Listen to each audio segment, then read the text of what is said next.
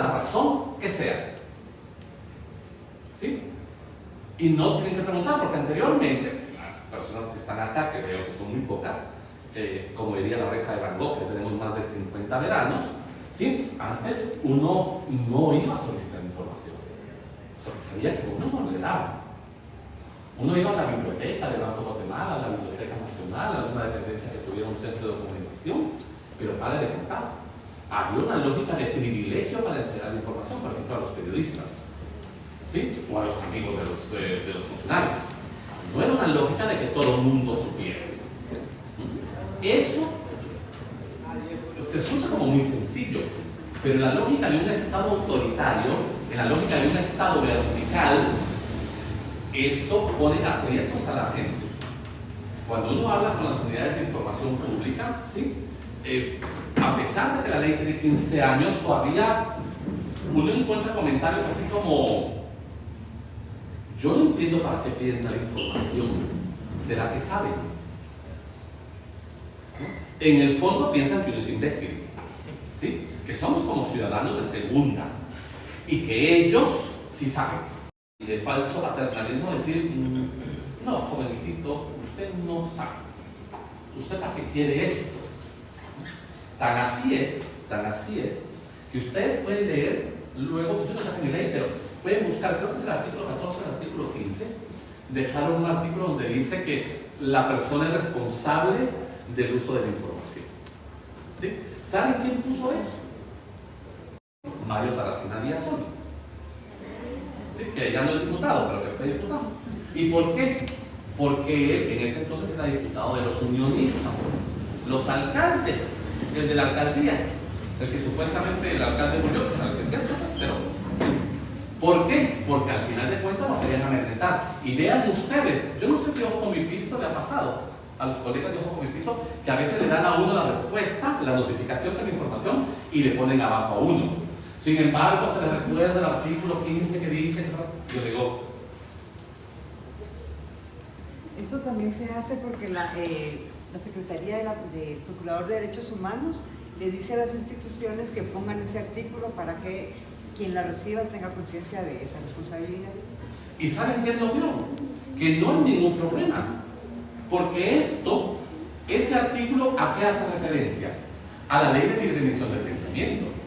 No se requiere de ese artículo, porque la lógica de ese artículo en la ley de acceso está plasmada en la ley de libre emisión del pensamiento, y al final de cuentas, para un tema, digámosle, de iniciar un juicio, tiene que ser en contra de lo publicado, porque si no, lo contrario sería censura previa. Me explico, pero vale más el miedo de jugarnos la vuelta y decir, entonces uno dice, ay, será. Y para que vean, hay otros países donde no existe, que estuvo preso por Julian Assange, ¿sí? Por develar información. Esa información, una vez que es pública, ya nadie puede decir. Una de las cosas que se aprobó hace 15 años, o sea, cada vez las unidades de acceso a la información inventan nuevas cosas. Es como una cuestión interna, por ejemplo, ¿qué quiero información de Silvio? Esa costumbre. ¿Y por qué? Porque es como trabajo en el EDP, mañana me paso a la CC, pasado me voy al IDPP, traspasado me voy al NACIF. Entonces son así, como la mara 18. Clica 1, clica 2, clica 3 y todos van dando vuelta. Y como les resulta una respuesta favorable en una unidad, y como seguramente se juntan ahí en el Shaiwa o en el Granada o en el Poporopo, o vienen a las fiestas aquí de Ocote. ¿Sí? Entonces, pero si nos da tiempo hablamos de esto. ¿Hay alguien de Ocote acá? Sí, aquí está Ishmu. Pues solo es que Este es el texto y lo voy a dejar ahí regalado. Para que lo pongan ahí atrás. No le van a poner la cerveza encima cuando hagan. Ese es el libro, entonces ya, ahí lo pueden venir a Gracias, Silvia. Bueno.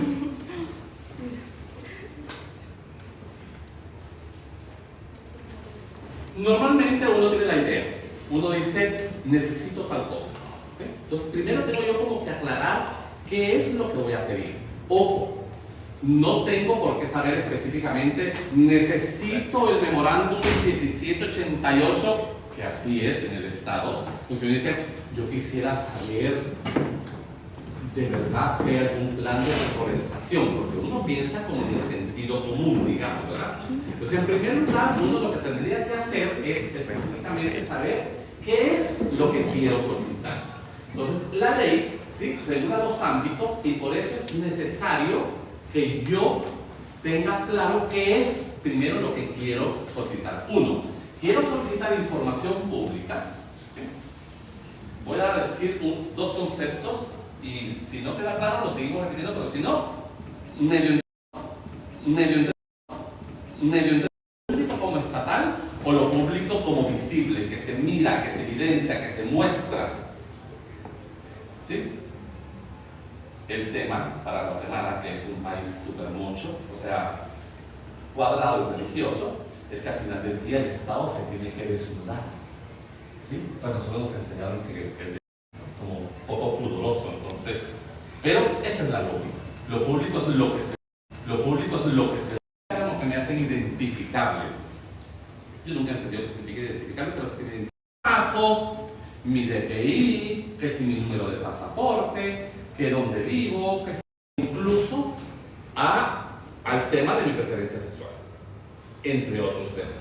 Si ustedes quieren ver específicamente cuáles son todos los que la información pública establece, busquen el inciso 2 del artículo 9. En el primero dice que son datos personales y en el 2 dice que son datos personales sensibles. Entonces, ojo, los datos personales, como hacen referencia a mi identificación, normalmente van a obrar en archivos de orden público. Por lo tanto, son públicos. Ahí viene el quid del asunto de lo que el colega me dijo y donde empieza a tornarse un poco raro el asunto. Porque supuestamente la lógica del RENAP público. De hecho, si ustedes agarran la ley, el RENAP empieza en el artículo 1 que dice el Registro Nacional de las Personas es un archivo público. Pero fíjense cómo son. Por ahí abajo, como en el artículo 15 o 16, se echaron ellos un artículo donde palabras más palabras me dice aquella información que el RENAP considere que no sé qué mi estado de salud. ¿Se recuerdan que el primer contagiado de COVID se supo quién era? ¿Quién lo dijo? Exacto, el presidente. No va a pasar para acá, porque esto va a tirar la mitad. ¿Cuál era la profesión del presidente? Médico. O sea, hágame el puñetero favor. Y hubiera sido abogado, arquitecto, ingeniero, cocinero, el presidente no dice, no sabe. Un pinche médico hace un juramento de una cuestión que se llama hipocrático o no sé qué, donde una de las cosas es resguardar la intimidad de la persona por el tema de salud. ¿Quién dijo información de datos personales de cualquier persona? Porque estos datos sobran en archivos públicos. Lo que yo no puedo es solicitar información de otra persona. Sin embargo, la ley sí me garantiza a que yo pida los datos que hay sobre mí.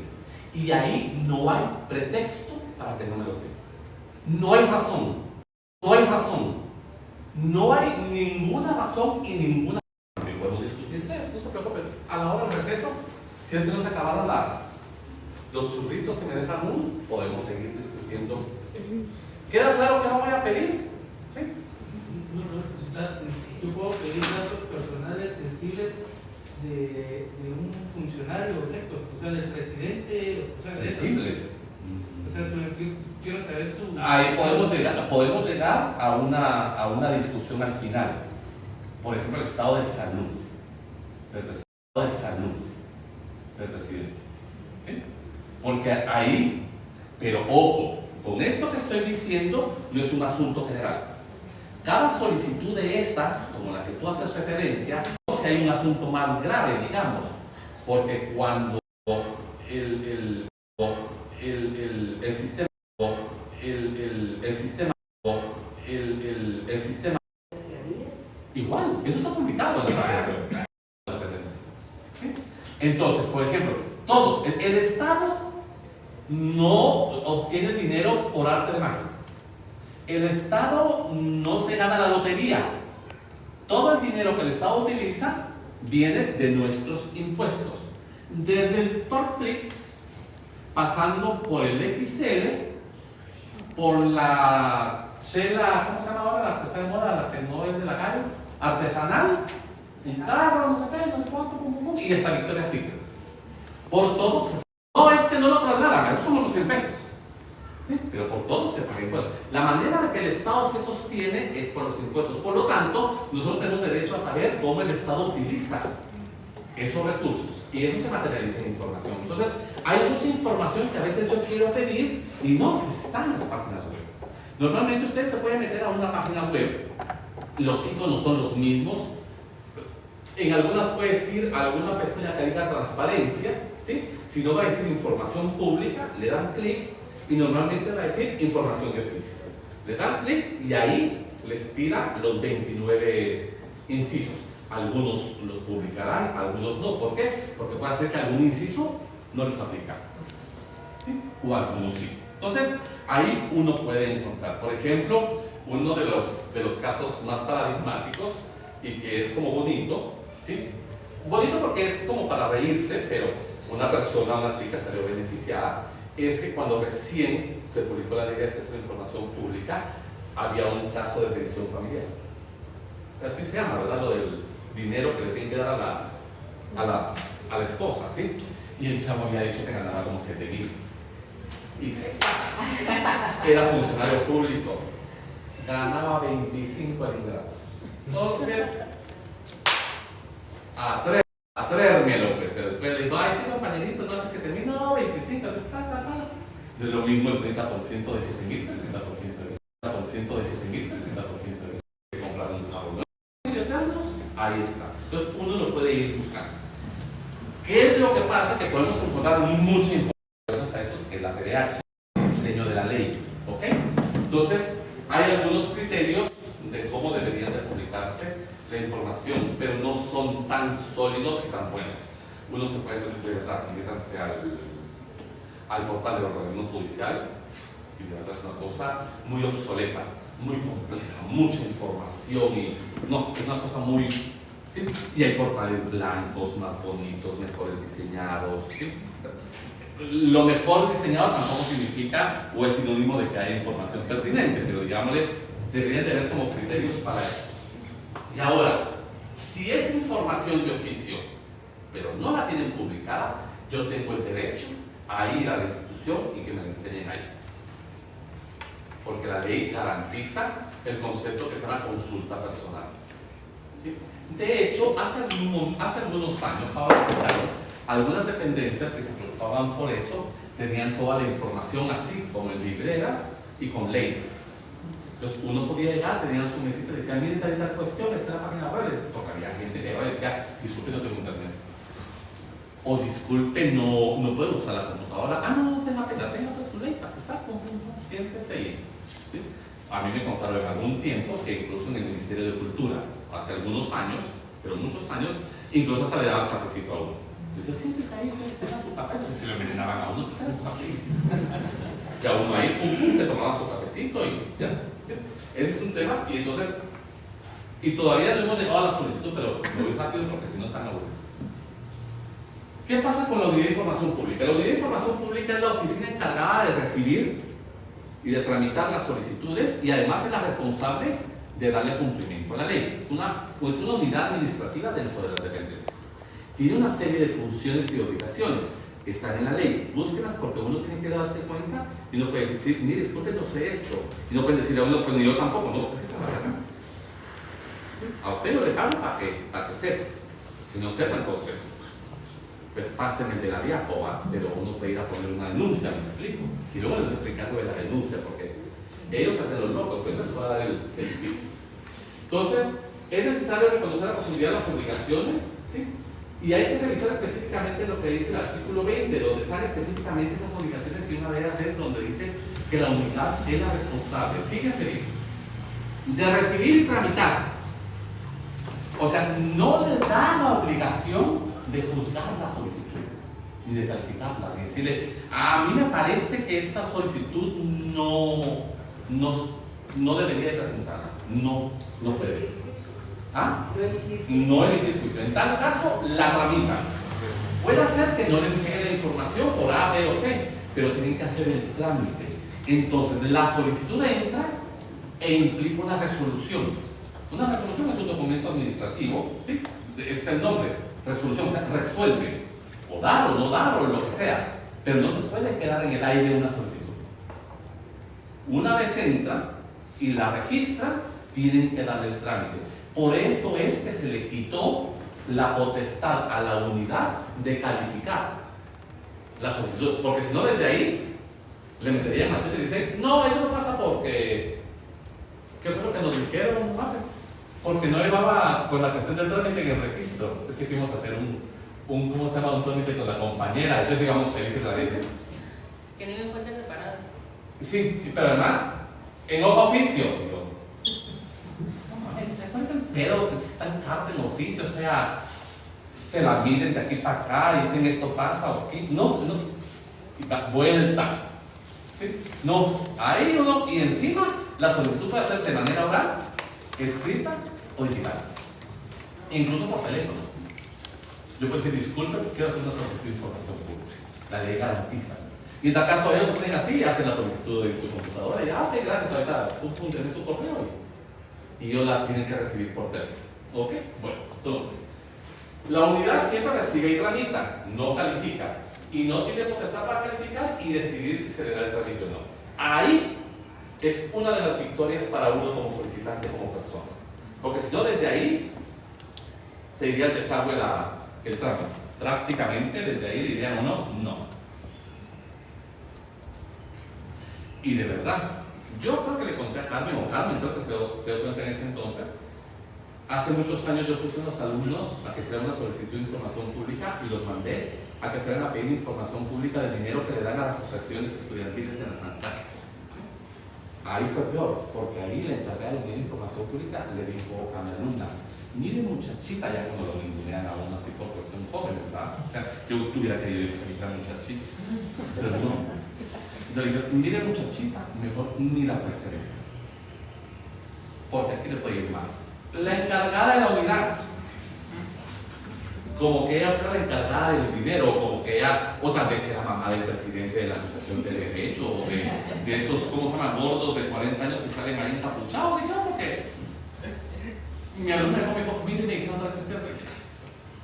Si quieres, sigamos el cuento, dijo, porque lo que estábamos haciendo en una investigación era de cómo nos ven el trámite, que nos contestan, que nos dicen cómo hacer este asunto, pero a ella sí le dio miedo. A mi alumna sí le dio miedo, porque era la landiva. O sea, yo creo que si yo le hubiera hecho esto a un alumno de las Ancanas, como está dentro de ese contexto, he hecho, sí, sigamos y a ver qué nos pasa, ¿verdad? Pero la gente de la landiva, como le dicen a uno, prácticamente le dijo, sálgase y no sé qué. La pobre salió corriendo, yo que paro allá en el S2, en el S3, en iglú, fumó mota y de ¡pum! De para petar. ¿Me explico? Entonces, eso que la ley garantiza este tipo de circunstancias. Bueno, hay formatos de solicitud, ¿sí? En algunas dependencias es muy fácil, en otros un poco más, pero no son tan complejas. Y realmente hay de requisitos, nada más. Uno que de verdad no debería de ser un requisito como lo piden, y ahorita les voy a explicar cuál, pero especialmente lo que yo les quiero decir acá es que tenemos que estar pendientes de que cuando yo haga la solicitud, yo tenga una respuesta de que mi solicitud fue admitida. Y el día y la hora, porque a partir del día siguiente hábil empieza a correr el plazo. Porque especialmente a veces le ponen a uno que la mande en un correo. Entonces resulta que ha pasado cosas que uno le dice, mire, disculpe, yo mandé la cuestión al correo. Ah, sí que no lo he visto. O sea, entonces, si después de pasar unas horas o un día yo no recibo respuesta, van a decir, disculpe, mandé un correo. Ábrame y me contesta. Porque entonces a partir de ese momento yo estoy viendo específicamente cuáles son, digámosles, o a partir de qué día yo puedo empezar a contar los casos. hay datos obligatorios y otros para temas estadísticos. Ustedes se pueden meter a las páginas web y van a ver que normalmente les van a pedir, le deberían de pedir su nombre con el que se identifican, ¿sí? Les van a pedir su DPI, que eso para mí no lo deberían de pedir. Después de 15 años hemos estado discutiendo que no deberían de pedir el DPI, porque si no se viola el principio de universalidad. ¿Sí? ¿Qué pasa con los menores de edad? Una pregunta que me hice ante 70 jefes de unidad de información pública. ¿Saben qué me contestó una encargada de unidad de información pública? Que llegue el Tata. Yo creo que sea un Dios, que todo lo ve. Yo algún día me quiero ir al infierno porque ahí voy a tomar algunas de unidad de información pública. Solo no voy a estar. Entonces uno dice así, los colegas periodistas, hay un montón de colegas periodistas que son extranjeros, ¿sí? ¿Qué hacen? Lo que traiga el paso, pero ¿a usted qué le importa? ¿Sí? Hubo un problema, imagínense, hubo un problema una vez en gobernación, porque los españoles tienden a tener un nombre y un apellido, eso es lo que utilizan, ¿sí? No utilizamos los 14 nombres de Cisco Valladares, digamos, ¿sí? Un embajador en Guatemala tiene 7 nombres, o 14 nombres más los 3 o 8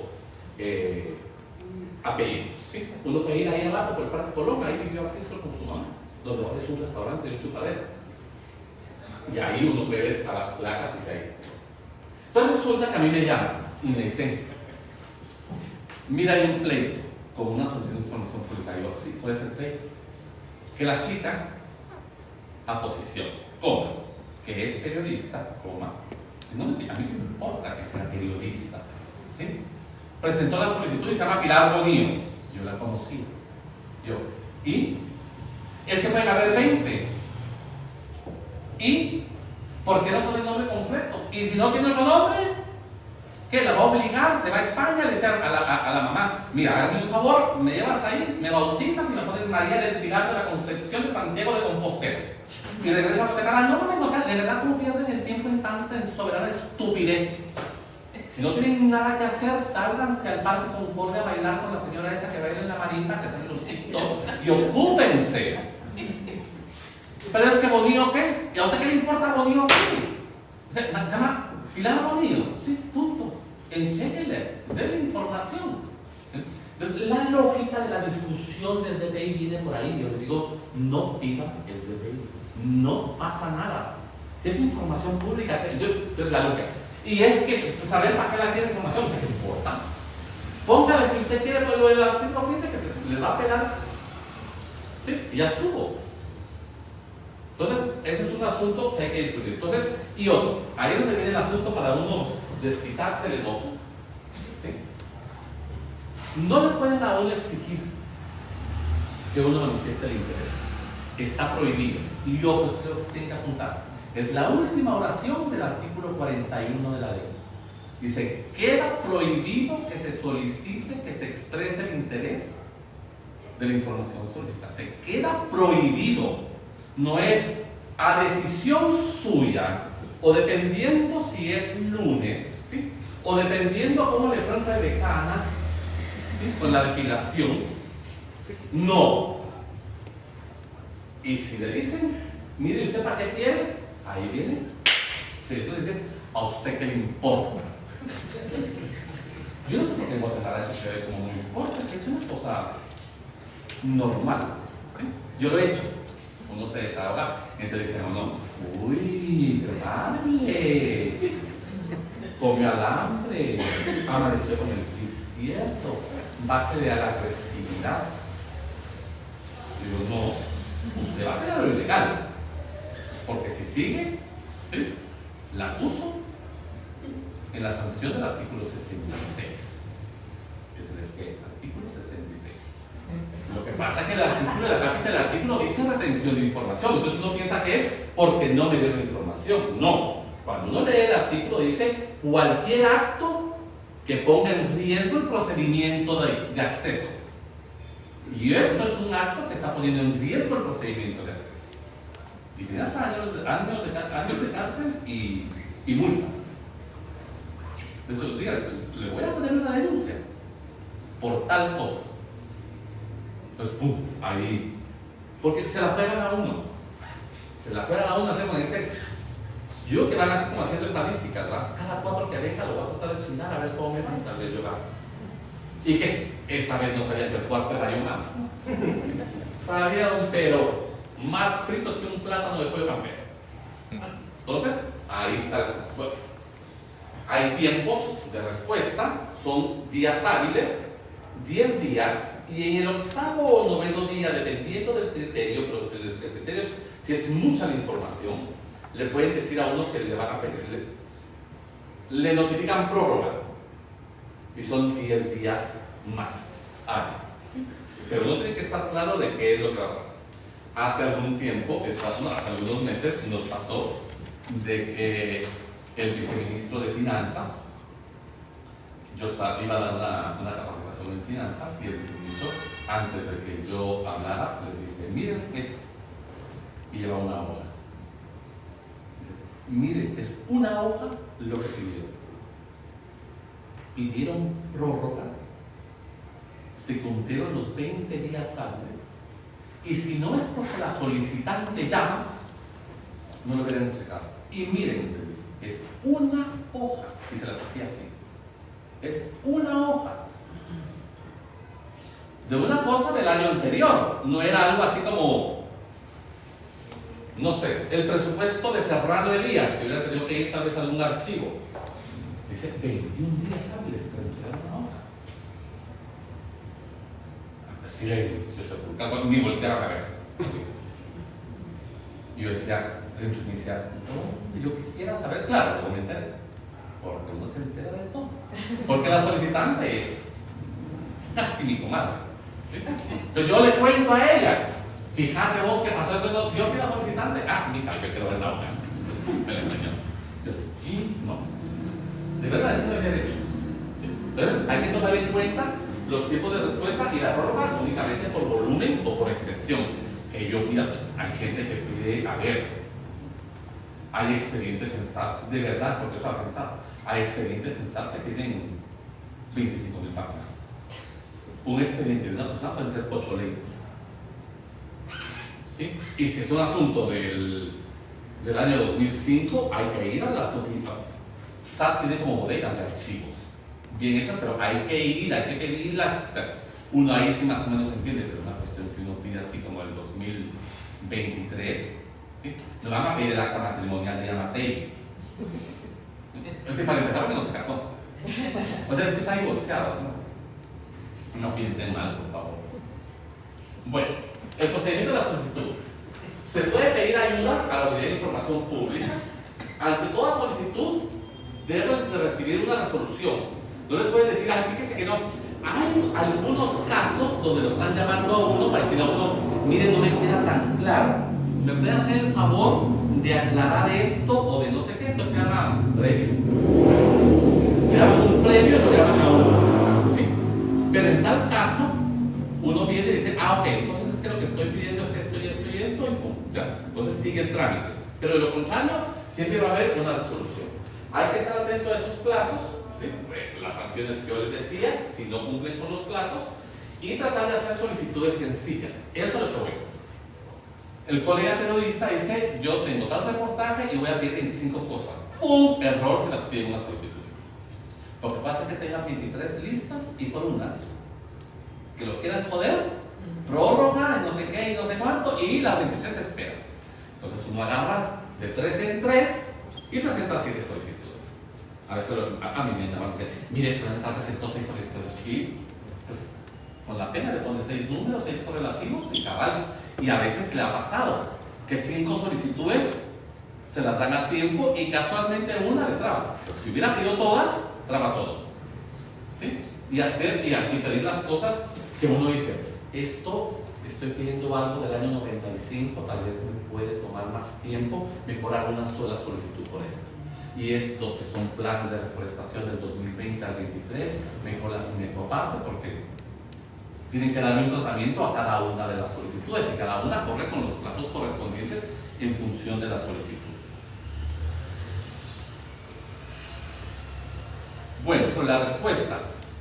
Cuando nos dan respuesta, la respuesta puede ser en 3 sentidos. Una, que sea positiva, nos dan la información. otra que la respuesta no está completa. Hay unidades que son de verdad súper buena onda, ¿sí? Y entonces le dan a uno como respuesta hasta la mitad. Y le dice, pero mire, tenga esto ya se lo conseguí, y le manda a uno como la respuesta a la mitad, y dice, y el resto luego se lo paso, no le piden toda la información. Entonces puede ser la respuesta positiva, ¿sí? O puede ser la respuesta negativa, por las causales que están en la ley, en el artículo 22 y el artículo 23, ahí dice claramente por qué no le podrían dar a uno la información, ¿sí? O porque la información no existe, que es distinto que a uno no le den información a que no le dan la información a uno por inexistencia. Son los tres sentidos, digámosle, los cuatro sentidos de la respuesta que hay. Y entonces uno, cuando haya cumplido con lo que establece con la respuesta, uno verificar qué dice el artículo 45 y 26 de la ley para ver si cumplieron bien, si está bien hecha la respuesta y todo eso. Si la niegan, para eso está el artículo 26, hay un examen. Si niegan la información, ellos tienen la necesidad de pasar un como examen y cumplirlo para decirle a uno que le niega la información. Es lo que establece el artículo 26, que se llama la prueba de daño. Luego, si yo no estoy complacido, no estoy contento, no estoy satisfecho con la respuesta que me dieron, yo tengo el derecho de presentar un recurso de revisión. Un recurso de revisión es un recurso administrativo que existe en la lógica legal de muchos países, donde yo le digo a la autoridad de la unidad, mire, yo no estoy de acuerdo con lo que su unidad hizo, por favor revise lo actual. Por eso se llama un recurso de revisión. Tengo 15 días hábiles después del día que me notificaron para presentar el recurso. El recurso puede ser muy sencillo. El recurso puede ser, disculpe, no estoy de acuerdo con la respuesta que me dieron. Punto. ¿Sí? Ahora, si ustedes quieren ser más cool, le pueden poner por esto y esto y esto y esto. Pero no se requiere de ningún formato en particular ni nada. Por razones de cierta lógica, pues como la resolución tiene un número, póngale el número de la resolución, que me la dieron tal fecha, que no sé qué, que no sé cuánto, pero simplemente no estoy de acuerdo con lo resuelto. Y ya, la autoridad va a verificar si lo actuado por la unidad es correcto. La autoridad puede decir, sí, estoy de acuerdo con eso, se sostiene la resolución, o no estoy de acuerdo, la van a modificar, o la van a modificar a medias, o cómo. ¿Sí? Y luego tienen 5 días para resolver lo resuelto por la autoridad máxima. Entonces la resolución puede confirmar, modificar, revocar, y hay que estar atentos a esos plazos. El primero que yo tengo son de 15 días para presentarlo, y luego en 5 días para que me responda. Bueno, la ley garantiza el principio de gratuidad, y eso ha sido un pleito últimamente, fue un pleito entre gobernación, y ese fue un pleito entre gobernación y el combo, ¿sí? Ahí hay tela que cortar, no me voy a meter a esas cosas porque no quiero que me funen, así se dice ahora en redes. Yo ahí tengo mis dudas al respecto. Pero, por principio, la ley garantiza la gratuidad. Lo que pasa que la ley dice que debido al volumen, ¿sí?, se puede cobrar. El tema es que la ley le dice si va a cobrar, cobre el precio del mercado. En la calle vale 25 centavos las fotocopias. No cobre 5 quetzales por fotocopia. No tiene sentido, porque eso es disuasivo, porque la gente no tiene dinero para eso, ¿sí? Entonces, hay instituciones donde cobran, ¿sí?, pero también dependiendo del volumen. A mí me ha pasado porque me llaman de SAP, de verdad eso que les cuento de las 9.000, 10.000 páginas, ellos lo tienen sistematizado. Dicen, ¿quieren copia? No se la den. Tienen el PDF, o sea, que busquen su computadora, si la quieren imprimir, o sea, también el Estado no puede estar, o sea, es que son 10.000 páginas, me explico. ¿Sí? Y ha habido gente que dice, disculpe, me lo pueden mandar. Yo pregúntele a qué sabor quiere su helado. Pero como desde es un derecho, uno puede pedir. ¿Y cuántas veces lo hicimos cartas a Santa Claus? ¿Sí? Y los papás nos mintieron porque Santa Claus no existía, sufrimos de depresión por la inexistencia de Santa Claus. Entonces uno puede pedir lo que quiera. Luego si le contestan a uno favorablemente ya serán otros 100 pesos, digamos, ¿no? Pero entonces, de alguna manera existe eso. Me voy a ir rápido. El procedimiento de habeas data es exactamente igual. ¿Sí? Hay una solicitud, yo digo, yo quisiera saber cuál es, si hay un expediente mío en esta institución, y entonces aquí hay una serie de cuestiones técnicas que tienen que ver con la intimidad. Por ejemplo, como el Estado resguarda los datos, sí se requiere, ojo, sí se requiere de que, para empezar, el Estado no puede comercializar ni trasladar mis datos, excepto que yo le dé el consentimiento. ¿Sí? Una vez otorgado el consentimiento, ¿sí? Pero eso tiene que ser claro y firmado. A ver, chicos, son aquellas letritas negras de los contratos. Ese es el consentimiento en el tema de datos. A todos nos han llamado de Mr. Money para ofrecernos un préstamo. Fíjense, de dónde obtuvo mi dinero, mi teléfono. ¿Sí? Son ese tipo de cosas. En primer lugar, para garantizar la confidencialidad, yo tengo que autorizar que mis datos sean trasladados. ¿Sí? Ahora, hay excepciones. Cuando los datos que trasladan en una estadística no permiten hacer referencia a que esos datos hacen referencia a Silvio Gramajo, no pasa nada. Digámosle que yo vaya y pida el expediente en el Tribunal Supremo Electoral, por ahí está Dani, él sabe más que yo pedir datos, pero por ejemplo yo puedo decir, necesito el sexo y la edad del padrón electoral. Con eso no queda claro quién es quién. Para eso no se requiere el consentimiento. ¿Me explico? O sea, sí hay excepciones al consentimiento. No se pueden comercializar los datos sensibles específicamente, es a lo que hago referencia, pero evidentemente hay momentos en que sí pueden ser trasladados porque pueden favorecer a la persona. Por ejemplo, que yo tenga la suerte y que me paguen una operación en Houston. Entonces Houston va a pedir mi expediente médico al IX. Pues el IX sí lo puede trasladar, ¿no? Porque son razones obvias, me explico, no es que haya una prohibición tan expresa. Y el tema es que la ley en Guatemala no lo dice tan claramente como tal, pero sí está explicado, garantiza los derechos ambos. Esto es importante en materia de datos personales. Esto es un acrónimo.